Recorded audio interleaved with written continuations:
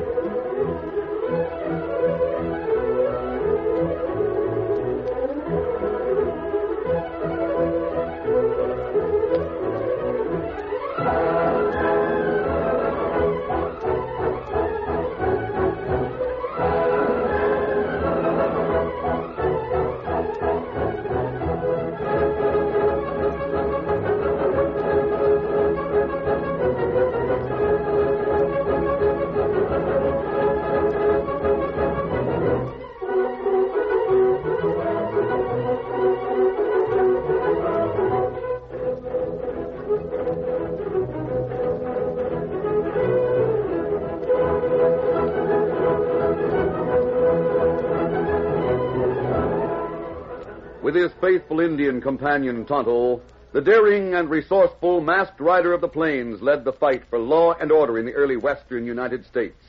Nowhere in the pages of history can one find a greater champion of justice. Return with us now to those thrilling days of yesteryear. From out of the past come the thundering hoofbeats of a great horse, Silver. The Lone Ranger rides again. Come on, Silver. Let's go, big fellow. I'm Silver. Hey!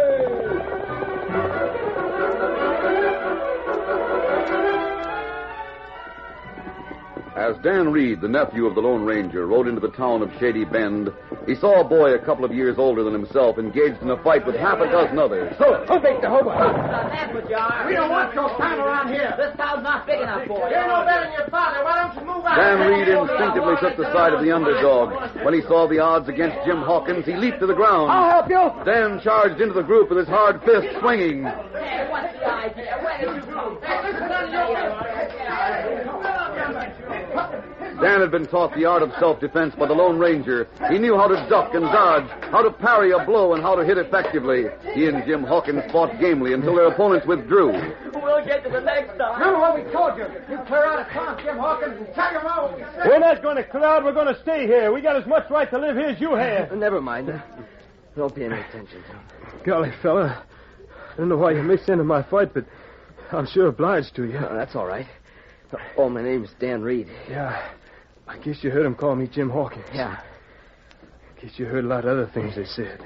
Golly, Jim, you got a mighty bad black eye there. Yeah. Better go home and put something on it. You got a few marks on your own face. I'd like to ask you to come to the house, but... Well, I don't suppose you'd want to come to my house. Why not? Well, you see, my pa was hanged for... Well, he got in with a bad gang. They were smuggling rifles over the border. Pa was the unlucky one. He was the one that got caught. That's why the other fellas are all picking on me. Golly, Jim, why are they picking on you?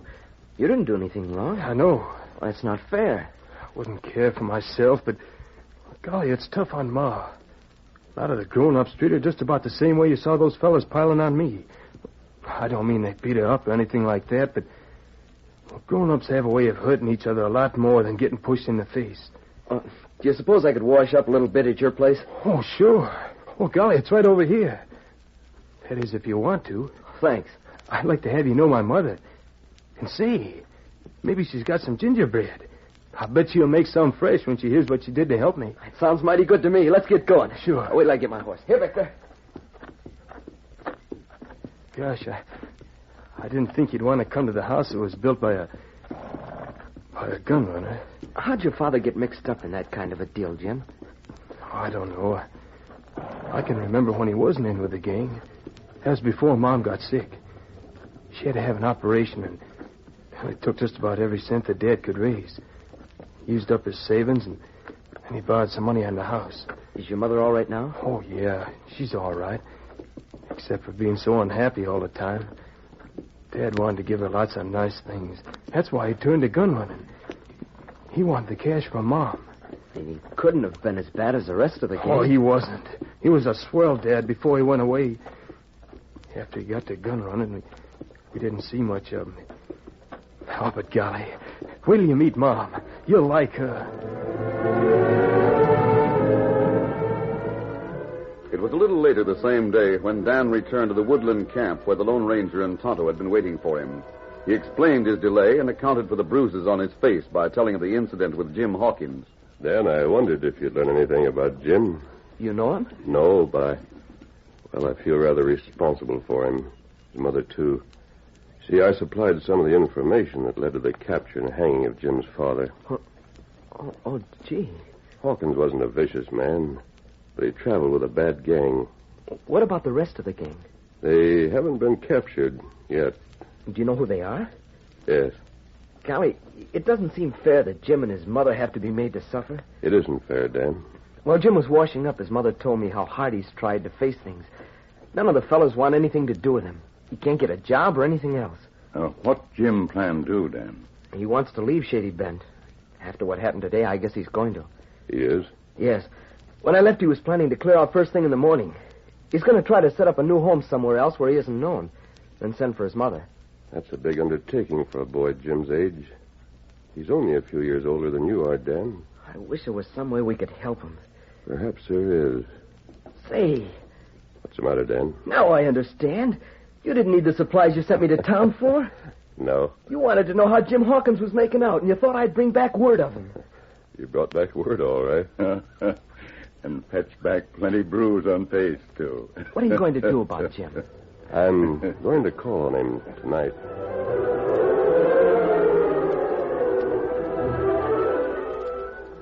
That night, Jim Hawkins finished packing his possessions, those he planned to take away with him. I guess that'll do it. He tossed a blanket roll into a corner of his small bedroom at the rear of the house, then prepared to sleep for the last time in the only bed he had ever known. Jim. Huh? He turned toward the voice. He saw a masked man at the open window. Who are you? Easy, Jim. There's no need to waken your mother. What do you want? Who are you? Don't let this mask mislead you. Please come over to the window so it'll be easier to talk.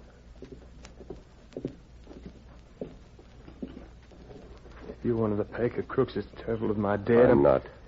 I want to get the crooks that traveled with your dad. Who are you? I want you to help me. I'm not helping anybody. I'm pulling out of here.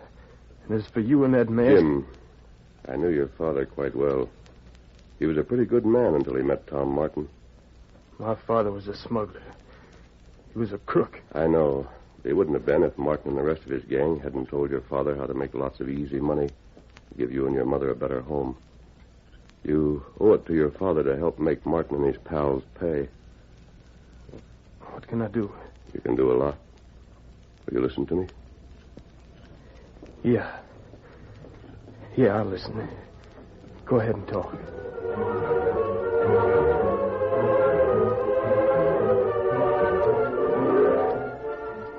The Lone Ranger talked for over half an hour in a low voice, outlining a carefully prepared plan. Jim Hawkins listened and nodded from time to time.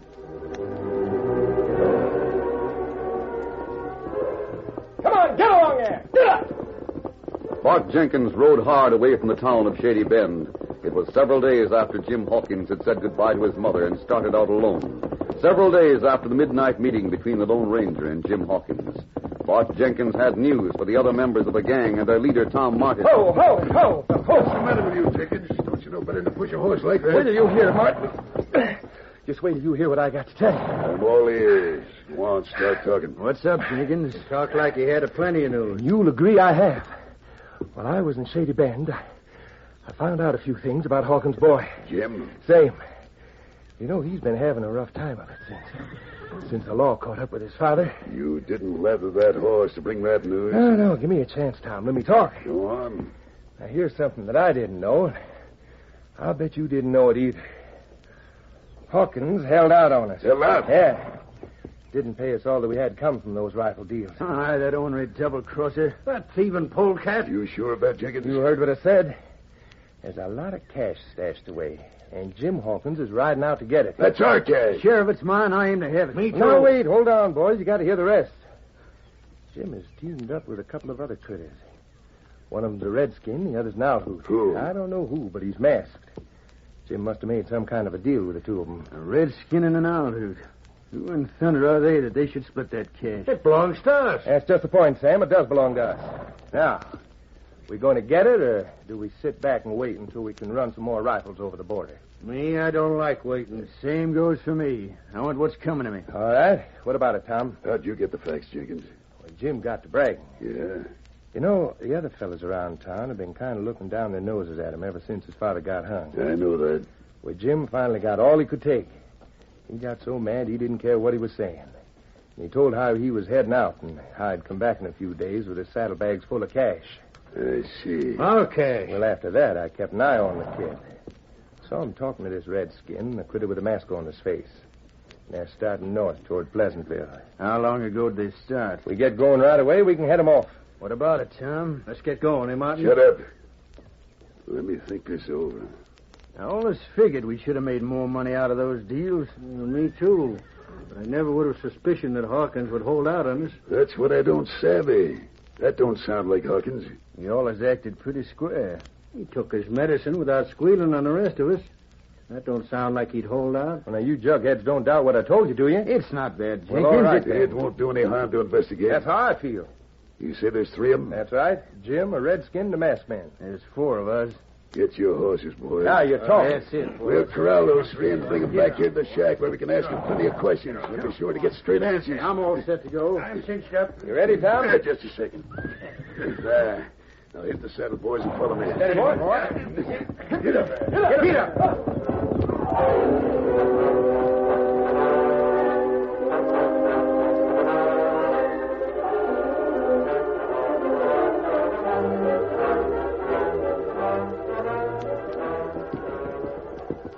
The Lone Ranger and Tonto had left Dan Reed in charge of their camp while they rode slowly in the direction of Pleasantville with Jim Hawkins. Presently, they saw four horsemen approaching from the right. Look at them come, Jim. Do you recognize any of those men? Why, yeah. That's Bart Jenkins riding on the outside. He's the one you told me about. That's right. Oh, those dirty Those, cows. Jim, are the men responsible for what happened to your father. If I had a gun, I'd open fire on him. Steady, that won't help. The law has to make those men pay. I remember what I told you. Yeah, I remember. Right up there. Right up. We want you. Right up, boys. Pull, Silver. Oh, Hold, fella. Them fella plenty bad. No matter what happens, Kemosabe, it's just exactly as I told you. You remember. Make a fast play. Who are you and what do you want? What's the idea of stopping this? Put gun away. We're keeping these guns handy. Be sure you go along with us. You remember me, Jim? Yeah. Yeah, I do. You talked a little bit too much. What do you want? You'll see. First, we're going to take that mask off your friend. Shut up, Jenkins. I'll do the talking. My name's Martin, Tom Martin. Oh, You three do what I say, and you won't have any trouble. what makes you think we're trying to avoid trouble? You'll do well to avoid the kind of trouble I dish out. You boys disarm these critters. And we'll take them to the shack where we can have a nice long talk without being disturbed. Right. Hold it. If you want to talk, we'll go along with you and talk. But we'll keep our guns, and I'll keep my mask. If you try to make prisoners of us, we'll argue the point.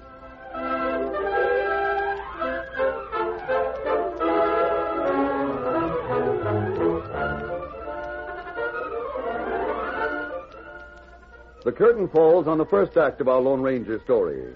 Before the next exciting scenes, please permit us to pause for just a few moments.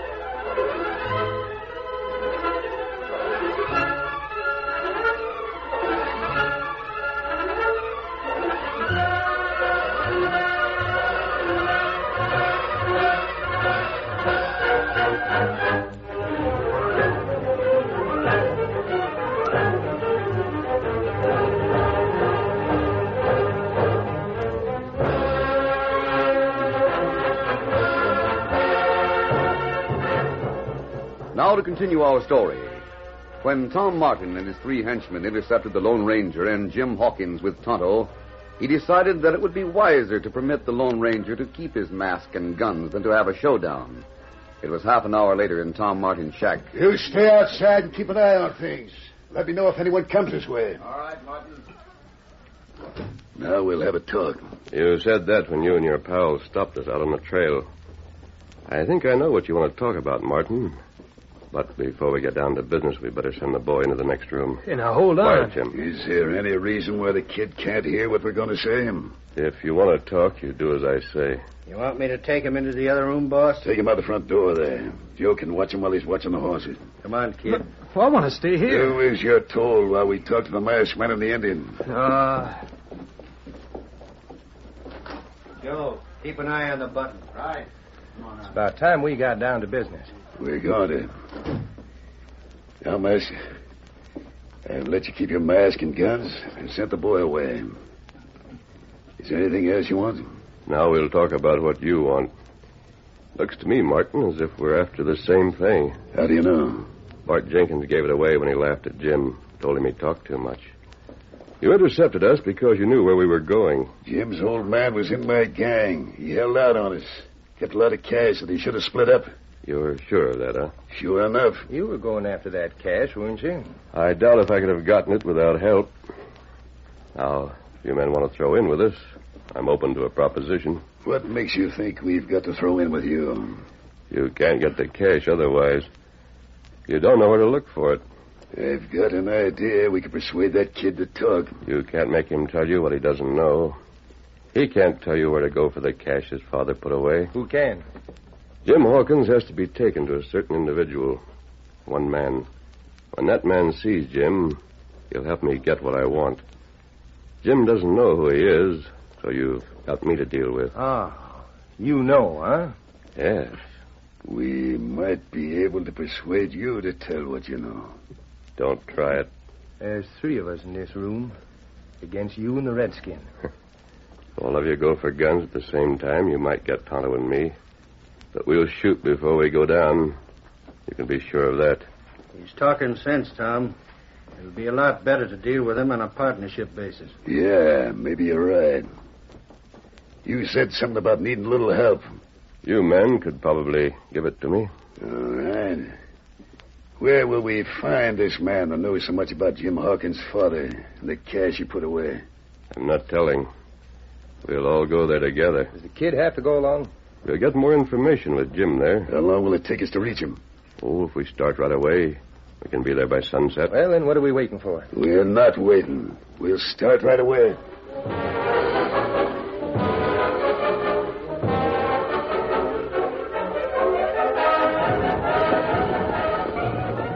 It was just about sunset when the Lone Ranger, Tonto, and Jim Hawkins, accompanied by Martin and his henchmen, rode into the town of North Flats, several miles north of the community where Jim had made his home.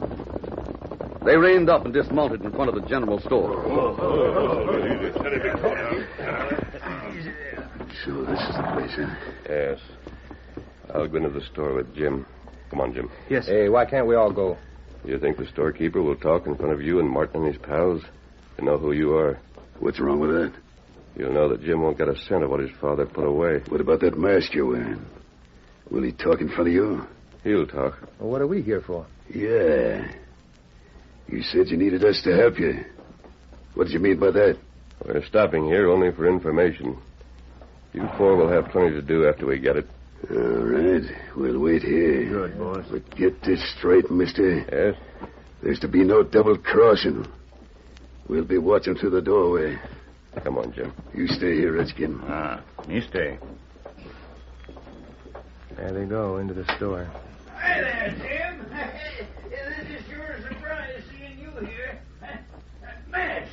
Yeah, looks like the storekeeper's surprised to see the masked man. Tom, I don't like this setup. That masked man sure has a way about him. What are you grinning at, Redskin? Masked man got plenty way. Well, he better not try anything with us. Hey, look through the door there.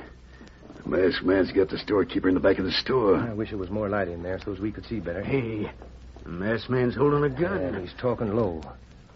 Looks like he's talking downright straight from the shoulder. I wish I could hear what he's saying. Tom, look. He seems to be threatening Jim Hawkins with that gun. Pretty. Here he comes.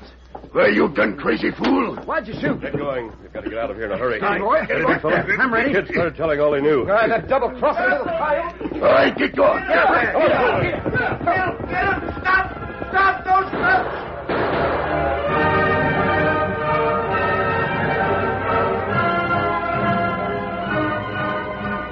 The 6 men rode hard away from town and maintained the pace for some time. Then Tom Martin signaled a momentary halt. Hold up here. Why are we stopping? What's the idea, Tom? We got to decide what to do. There's only one thing to do. Get back to your shack, get your things together, and head for the border as soon as possible. Confound it, why'd you have to go gun crazy? Maybe you'd have liked it better if I'd let Jim Hawkins tell all he knew about you. What could he prove? He couldn't prove anything against us. Well, there's plenty against you now. There sure is, thanks to you. If we're caught, we'll all swing. We'll deal with you later. Tom, we got a lot of stuff in that shack. The sooner we get it, the better. Let's travel. Get up there.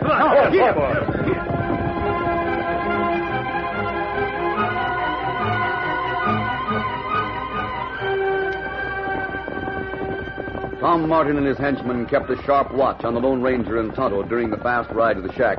The group reined up, and as Martin dismounted, he whipped out his gun. Rest of it get inside ahead of me. Keep an eye on this masked man and his pal. I'm going to deal with them when we get more time. Good, boss. Go on, you. Get inside there. Very well, Martin. We're taking a chance of stopping here. But we've got to clear out the stuff that's under the floor. Hurry up, you boys. Rip up them floorboards. Let me get in there with this axe. This'll get the first board loose. Go ahead. All right. Martin's men worked as rapidly as possible while Martin guarded the masked man and Tonto. Several floorboards were pried loose. Then picks and shovels came into play. 2 men dug into the soft ground, throwing shovel after shovel full of black dirt on the cabin floor. How far down was that chest planted? I don't know. I didn't think it was as deep as this. Hurry it up there. Bend to them spades. If anyone can work any faster, you can feel free to step up and try. What's that? I hit something hard. Sounds like the chest. It is. Clear away the rest of that dirt. Yeah, it's most cleared away. Maybe if a couple of us got hold of the handles, we could lift her out. Let me get one of them. Here, Bart, you grab one, too. This chest is mighty heavy. Right. I got one. Now, lift her out. All right. Now, put her right here. Now, open that lid. All right, boss. The Lone Ranger, watching through his mask, was surprised at the contents of the chest. He had hoped to find some sort of evidence against the Martin gang, but what he saw exceeded all his expectations. There were a few rifles of the type that had been handled by the gun runners, but it was neither these nor the sacks full of gold and silver coins that caught his eye. It was the records. Martin had kept a careful account of all his transactions, including the names of the people with whom he had dealt in the past and hoped to deal in the future. It was evidence that would convict the gang in any court. Load all them rifles on the spare horses. And put the other stuff into the saddlebags and be quick about it. That goes for you, too, Indian. My saddlebag, plenty full of other things. And unfill it. This stuff goes where we go, and so do you and that masked man. Just a minute. I have something to tell you, Martin. You and your men. Well, what is it? Make it fast. We got no time to listen to talk. You have lots of time. You're not going anywhere. What's that? Who's not going anywhere? What's he mean? At least you're not going across the border. Say, listen, mister. Maybe I should have taken that mask off a long time ago. I don't like your style. Anytime you want to try taking the mask off, Martin, make your move. Do you think the 4 of you are ready to tackle it? This ain't no time to argue. We don't know what minute the law will be closing in. When you hear what I have to say, you'll know a lot more than you do now. In the first place, Hawkins didn't hold out any cash. What's that? That kid of his was telling around town about Jim was talking for your particular benefit, Bart. You and the rest of the gang were made to think Jim's father had hidden a lot of cash. Then there wasn't no cash. No. You 4 just about ruined that boy's life when you made an outlaw out of his father. To redeem himself, Jim has to capture this gang. What are you getting at? What's that got to do with shooting Jim? As long as the things in that chest were hidden, the law couldn't get anything against you. You had to be made to think that the law had a case of murder against you. Jim Hawkins' murder. By thunder, if this is a double cross. It is a double cross. The same kind of a double cross you gave Jim's father when you let him take all the blame. You see, Jim Hawkins is not dead. But you shot him. We saw you. You saw me firing a gun, and you saw Jim fall. That old storekeeper. Yes, he was in on the plan. We're framed. If the law comes here now with all this stuff spread out. The law is here. Me open door. I'll get you. I'll show you. That's the marshal. Hold on, them guns. Give up or we shoot. Hold on down. You won't get me without a fight. No, I quit. Let me go. Fighters! Wait, don't shoot. I give up. Back up against that wall. Go on, make it fast. Don't shoot, Marshal. I'm doing what you say. You got him, Marshal. You got them all. 4 of them. That's all there are, Marshal. I think that evidence will give you what you need. These are the ones, Marshal. These are the crooks that made my dad go wrong. Jim, looks like you sure done a job of squaring things. I didn't have anything to do with it, Marshal. That masked man in Tano worked out the scheme. It couldn't possibly have succeeded without you, Jim. Can you handle these 4, Marshal? You're doggone right I can. Well, I'll help. Then Tonto and I'll get back to camp. Dan Reed will be wondering what happened. Adios, Jim. We'll be hearing about you. Adios, and golly, thanks. Jim, just who is that masked man? I took your word for it that he was on the level. He is, Marshal. Well, who is he? Who's this Dan he's a-talking about? Well, Dan's a friend of mine. And the masked man's a friend everybody'd like to have. He's the Lone Ranger.